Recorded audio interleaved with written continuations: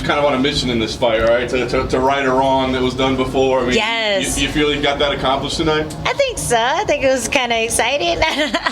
You guys told me. Yeah, it was definitely an exciting fight. Yeah. Did you expect that much aggression from her and to be able to sustain that aggression for that long?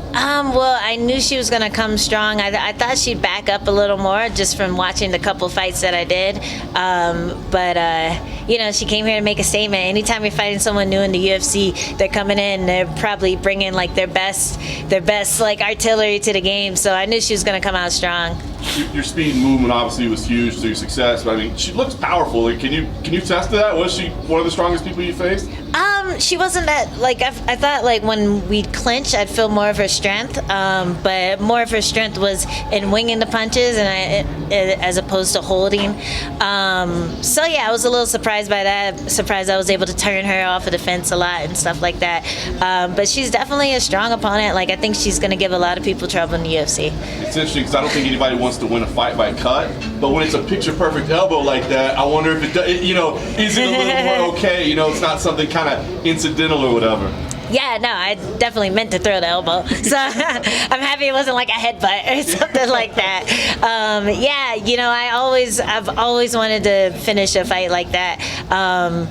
Yeah, I want to keep doing it. Hopefully next time it'll be like even nastier, like more cuts, like they keep it going and then I cut her up more. Like, yeah, that's what I'm all about, those Muay Thai elbows. Nice. Last thing for me, it sounds like a beer is up next for you, but yes. Give me an idea. I mean, this pace that you're on has been insane. I mean, do you want to try to keep this up, or is it time to shut it down for the rest of the year, or what's the plan?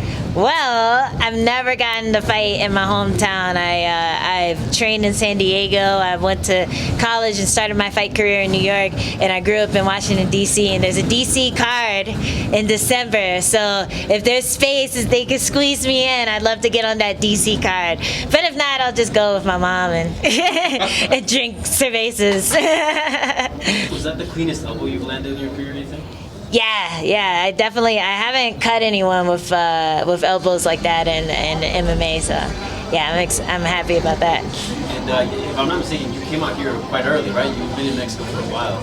Yeah, I've been in Zacatecas, training in Zacatecas with the Intram team and Teco and all those guys. They all welcomed us in, and we just been getting in shape, running in the mountains, training, sparring. Like half the card went out there to train and get ready. So I'm happy I did it. I definitely felt like I had my feet underneath me. I had my wind. Like in the third round, I still felt like I had energy to go. How did you feel the altitude here in Mexico? I felt it the first couple of weeks in Zacatecas. Like there was one day I was just staring at everyone training. I'm like, I can't fucking do this. I'm sorry, but eventually my body acclimated, and today I feel way better than I did when I fought here last in 2015. And why have you been so active? I mean, 4 fights in 2019. That's a lot. And you still have a few months left of the year. I'm on a mission, man. I felt like I got robbed my last fight.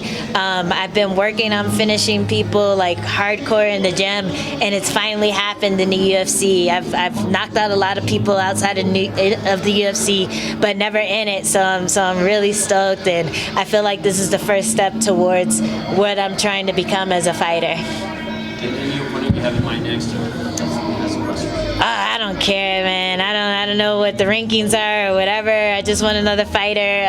I'll fight anyone. I'll fight winner of the co-main. I'll fight I don't know, whoever's available. There's a lot of people who like to sit out all year, get a win, and then ride that for like 7-8 months. I'm not the type of person. I want to keep getting that experience, and so whoever is available, I'm ready for him.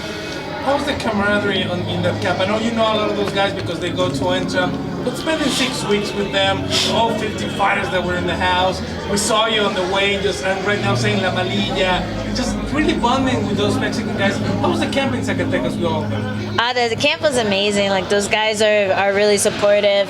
They're definitely like I don't know. They treated me like the little sister of the group, like me and Sajara.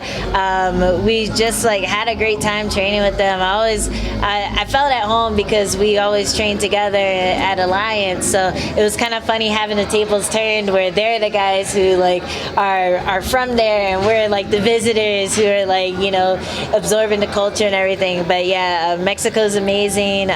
There's so much cool culture there and so many like fun things to eat that I could just like kind of have a little taste of. But I'm gonna try to get as much in tonight as possible. You got a new opponent. I mean, maybe with a little heads up, further at least than some of the people in the card. But was it any difficult to change the strategy from Estela Nunez to Carnosi? No, I knew they were both like strong strikers. They're both Brazilians, so they had that kind of Andrade style where they come forward, throw a lot, throw everything in the kitchen sink at you. So it was pretty much the same game plan. You obviously know when you get those elbows that the cut is there, but did you know that it was going to be a stoppage after the elbow? Did you have to step back and then see the cut to know that it was probably it? I was a little surprised, like when I saw it, when I threw the elbow at first, I was like, ooh, I cut her, and then I started jabbing it. I was like, maybe I can make it bigger, you know? And then they stopped it, and I was like, okay, I could get a little breath and, you know, really go after it afterwards, and then they stopped it. So I was a little surprised. I thought they'd like let her bleed out a little more, but I'm happy I got the finish.